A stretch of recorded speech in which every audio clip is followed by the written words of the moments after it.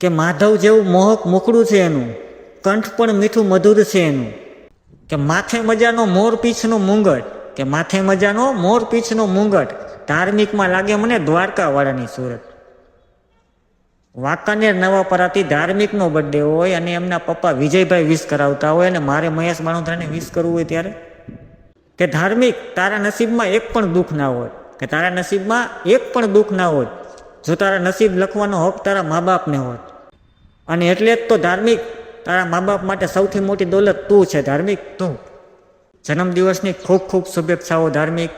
Always my Chamun bless you and happy birthday to you. Once again many happy returns of the day. Happy birthday to you धार्मिक. जय माता जी, जय माता. तुम जियो हजारों साल ऐ मेरी है यार जो हैप्पी बर्थडे